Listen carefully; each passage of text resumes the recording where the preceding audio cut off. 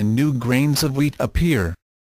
During this process, the inorganic iron and other elements dissolved in the ground, drunk into the roots and carried up into the new grain of wheat, have been actually converted into organic matter which can be assimilated as food. And this same marvelous process takes place in the growth out of the ground of all grains, vegetables, fruits and foods. When we eat animal meat we are merely consuming, second-hand, the vegetation which the animal ate.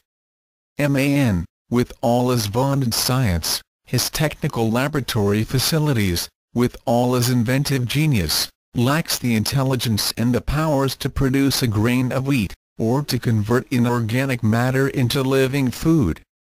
Then is it rational to say that forces or powers exist, of no intelligence, which have been able to produce this living miracle of food? Did not a far greater intelligence than man design, create, and supply man with all of this?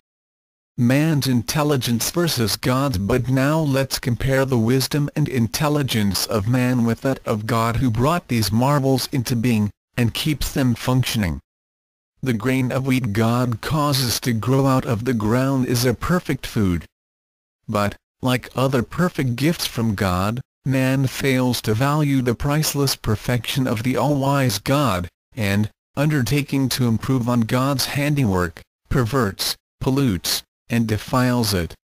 Every bit of God's perfection man's hand has ever touched, it would seem, he has besmirched, spoiled and polluted. And the poor, defenseless grain of wheat is no exception. Into flour mills of human devising go the millions of bushels of healthful wheat. And there the supposedly intelligent human takes it apart, removes the 12 alkaline-reacting mineral elements, and turns out for human consumption sacks of white flour composed of the 4 acid-reacting carbohydrate elements, with poison bleach added.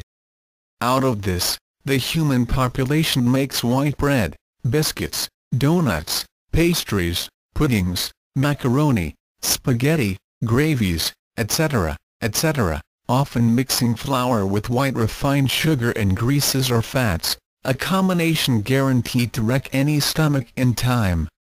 Yes, the sugar refiners do the same thing to sugar. And nearly all foods on the market for human consumption today have gone through man's factories and suffered from man's processes until they have been devitalized, depleted of their health-giving requirements, and turned from foods into slow-acting poisons. And these foodless foods with which man has tampered in lust for profits have produced in human bodies a whole series of diseases of which our forefathers of a few generations ago never heard. Cause of diseases result: today human beings drop dead before their time with heart failure, others die with cancer. The population suffers rheumatism, arthritis, diabetes, kidney diseases, anemia, colds, fevers, pneumonia, and thousands of other diseases. We respond to the toothbrush and toothpaste ads and frantically brush our teeth, but our teeth keep decaying and we lose them beginning at an early age because of lack of calcium and fluorine in our diet. Today Americans are undernourished overeaters. We cram down too much bulk, yet starve our bodies of essential minerals and vitamins. It would seem man is not very intelligent after all. Then, too, the God who created this earth and all vegetation told us to let our land lie idle every 7th year. But man is too greedy to do that. And so our land is worn out and depleted, and such natural good foods as carrots, beets, and turnips are lacking in the necessary mineral elements and vitamins. And drug companies get rich selling vitamin pills. Whose intelligence is higher, that of the God who provided every perfect need for every living thing, or that of greedy, gullible, God-rejecting humans who in the interest of bigger profits and more luxuries for themselves have robbed the very foods God created and gave us, of their health and bodybuilding values? There was no watchmaker. I needed an accurate watch with a very plain dial for timing broadcasts. The only kind that filled the need was a railroad watch. I have one, the very finest railroad watch made, a 23-jewel watch. But it does not keep perfect time. Once or twice a week I have to adjust it a second or two, if I want to be sure it is accurate to the second. I set it by the master clock of my city, or any city, which is always found at the Western Union. But even this clock does not keep perfect time. Once or twice a week it must be adjusted a second or two by the master clock of the nation, by telegraph, from the Naval Observatory, Washington, D.C. There at the Naval Observatory is the master clock of the USA. But this great master clock of the United States is not perfect, either. It, too, must be adjusted and corrected occasionally. Yes, it is corrected by the master clock of the universe, up in the skies, by astronomers. Up there in the heavens is the great master clock that never makes a mistake, is always on time, never off a fraction of a second, the heavenly bodies coursing through the skies. Now you, sir, my doubting friend. If I show you my fine precision 23-jewel railroad watch and tell you that it was not made in these factories after all, in fact, it was not designed, planned, put together, by any watchmaker at all, that it just sort of happened, that the iron ores just brought themselves up out of the ground, refined themselves, formed and shaped themselves into the delicate little cogs and wheels and other pieces. The silicon just came of its own accord out of the earth and turned itself into the glass crystal. The gold case just refined itself, shaped itself. The cogs and wheels and scores of little parts just assembled themselves together in that case, wound themselves up, and started themselves to running and keeping almost perfect time. Well, if I should try to tell you anything like that, you'd tell me I'm crazy or a fool, would you not?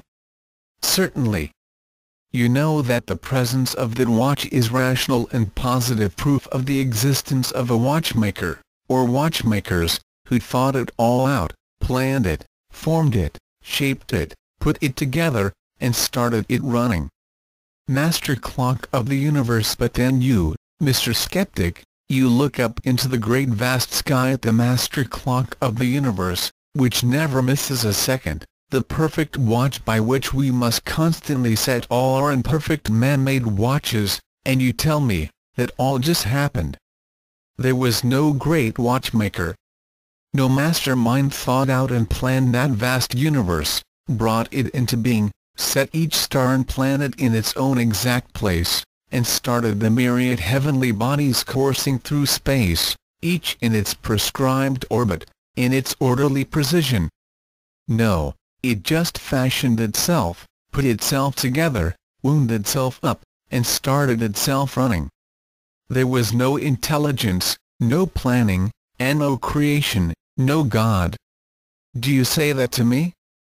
If you can, I answer that I do not respect your intelligence. And the God I acknowledge replies to you, none but the fool hath said in his heart, there is no God. Psalm 14:1. 53:1. If you can look about you, and observe how intelligently planned and executed is everything in nature, and in plant and animal life, everything we see except the bungling, botching, polluting of God's beautiful handiwork by the clumsy hand of God, ignoring and rejecting man, and then say you doubt the existence of an all-wise, all-knowing, all-powerful Creator God, then I do not have much faith either in your rational processes or your sincerity as a seeker of the truth. And, finally, to the hostile, prejudiced skeptic, who stubbornly refuses to believe what he does not want to believe, even on seeing proof, if any such have read this far, which I doubt, I say, as the prophet Ezekiel records repeatedly, we are now in the very living generation that shall see the living Christ, the promised Messiah, returning to this earth in the full, supreme power and glory of the Creator God, and then they shall know that He is the living God. As He, himself, is quoted as saying, "Thus will I magnify myself and they shall know that I am the Eternal." Ezekiel 38-23. By Herbert W. Armstrong. Copyright 1957, 60, 70, 71.